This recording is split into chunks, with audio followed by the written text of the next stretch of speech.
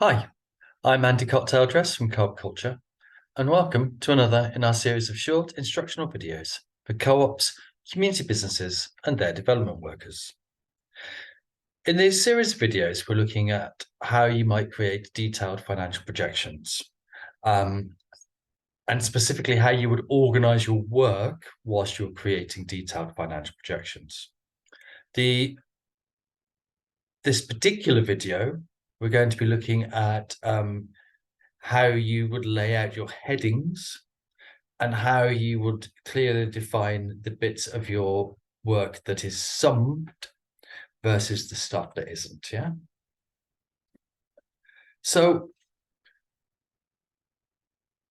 you need to organize the labels that you have in your spreadsheet. So on your usually your left-hand side, you will have labels that are, say for instance, in a profit and loss, income, turnover, and then going along, you would have the different amounts, the actual numbers. And when you're doing this, it's really useful to make it very clear and very obvious which of the labels is a heading and which is a subcategory. And the convention for doing this is that you would left align and probably bold, but definitely left a line for your headings and then right a line for the subcategories. So as an example, here is the P&L for an organization called it's a made-up organization called the Bethel Arms. This is just for educational purposes. And you can see that in this column, we have our headings and our labels. And what has happened is that the key headings are bolded, so turnover, total sales, less cost of sales, total cost of sales, gross profit. They're all bolded and they're left aligned. Yeah. So if you go down, you can see they're all on the left align. They're all on the left-hand side. And then the things that make up those totals, the subcategories, are not bolded and aligned to the right-hand side. So if I wanted to do that, I would highlight the cells that I'd be interested in, and then I could either use the align buttons just here. So, start off with generally when you're writing text, LibreCalc aligns it automatically to the left-hand side. So if I wanted to align to the right-hand side, I can either then just use this align right button, or I can right-click, format cells, alignment, horizontal, right. Okay. Now, generally, I just use this or the Control L and Control R to move it left and right. So that's how I would organize my things. If I didn't do that, if I just had everything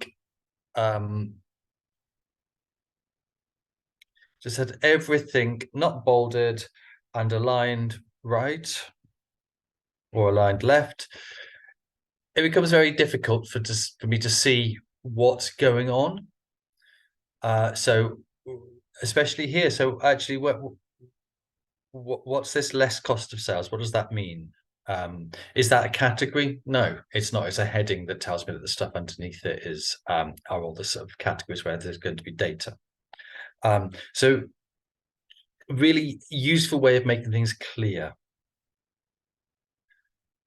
Just undoing everything. The next thing that's really important is to make it very clear where you're summing. So I have seen lots of spreadsheets where there is just long lists of data, and it's very difficult to know which of those are new numbers, raw data categories, and which of those are actually totals. So there are some conventions in doing that, because it is actually really, really helpful to know, okay, this is a sum. This is me saying that um, I've got all these different types of sales, and this is my total sales. This is the key bit of information that I'm interested in. These are my different costs of sales. This is my total cost of sales. These are all my different overheads. This is my total overheads. So the convention that that tends to be used is we use a line when you want to just a single line when you wish to subtotal something. So if you make a line on your spreadsheet, I'll show you how to do that in a second. What it's telling people is that whatever is above that line has been summed, and this is a subtotal. If you make a single line with a double line underneath, then you're saying that you've summed everything above it, but that this is the final total. So, for instance, go back to this spreadsheet.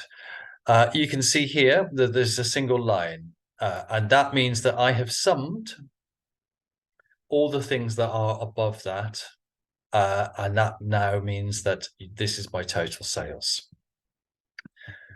Again, here is a line, a single line, so I have summed everything that is above that, and here is my total cost of sales. This is another subtotal, my gross profit, which is the sum of that cell and that cell. These are my total overheads, which is a sum of all of those, and so on and so forth, all the way down to the end. Now, at the end here, you can see that there is a single line and a double line, and that double line now means that this is my total. Yeah, this is my actual total. The way to do this, to make the single line, you highlight the cells that you wish to make the line in. And again, you go to format cells, either using the right click function or to format cells. And then use the border function for the cell. And you just want to, the line style here tells you whether it's single or double. You just want a single line. And you want to align it. So if I get rid of it entirely, yeah, at the moment there isn't one. You want to make it happen just along the top there. And now we have the single line.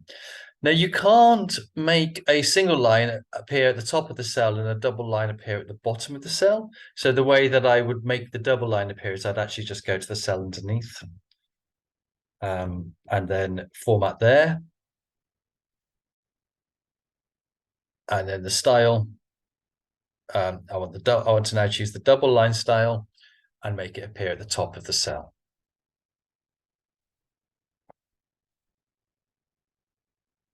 So that was this video on organizing your work and how you show headings, subcategories, and summing, both totals and subtotals and totals. I hope you liked this video. I hope you found it useful. If you did like this video, please click the like and subscribe buttons. If you want to be notified when we upload more short instructional videos for co-ops, community businesses, and their development workers, please hit the notification icon. Thank you everyone for watching.